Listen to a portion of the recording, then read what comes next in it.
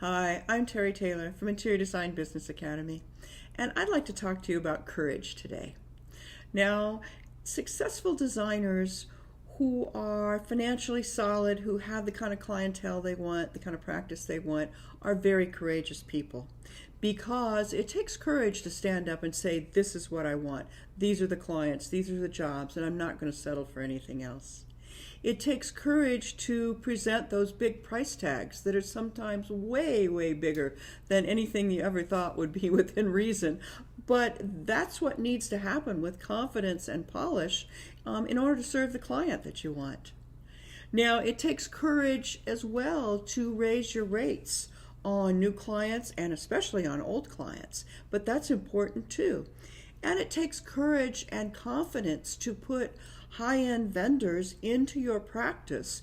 That means open accounts and get them ready and meet the reps and know the lines before the client shows up, because that's what you're looking for. And that takes a great deal of courage as well. It takes courage and friendliness to go back to past clients and ask for referrals. And this is something that's very, very important for marketing in our businesses, and it's not needy at all. It's only needy if the designer doing it puts it in that framework. Our clients are actually thrilled to be asked to help us and would really love to be asked. Asking for help is one of the most courageous things you can do.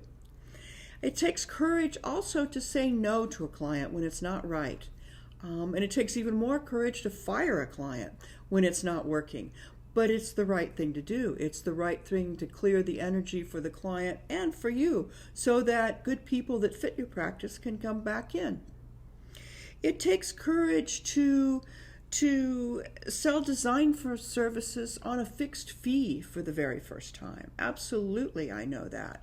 And it takes another dose of courage not to back down after you said it and somebody wants to push on you a little bit.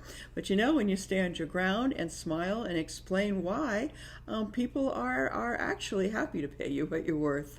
But it takes some courage along the way. Now, it also takes courage to speak your mind. It takes courage to speak about what's truly right. And during this difficult and agonizing really period of time that we're in, I think it's especially important to speak up and use your voice and say what's right. And that takes a little bit of courage, but I think that we can make this period of time a turning point in our history and be a positive part of it by doing so. Now, sometimes we feel like we get stuck in fear, and fear or acting fearfully is often just a habit. It's just something that you're doing for a while, and if you do it long enough, it becomes a practice, and a practice becomes a way of being. But it doesn't have to be permanent. It actually is a choice.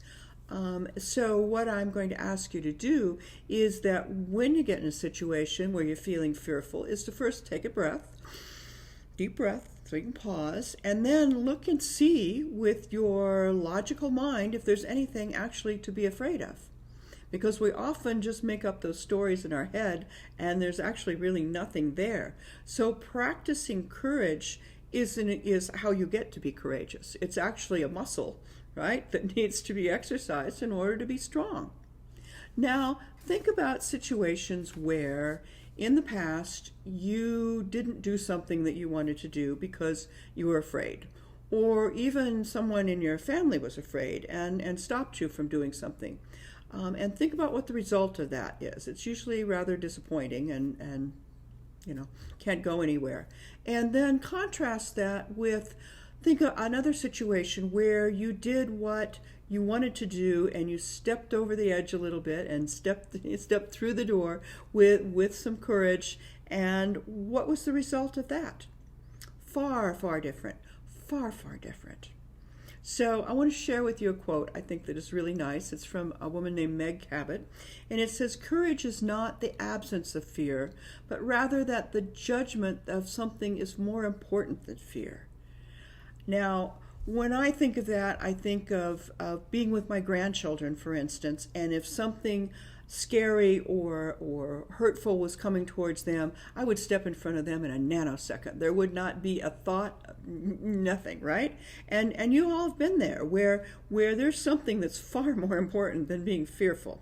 Okay, so the point is we can do it in this one situation, we can move that into other situations so that we can act courageously. And I know that if you'll adapt this into your life and into your practice, it's going to make a huge, huge difference in your world. So until then, design something beautiful. Get paid what you're worth. Bye now.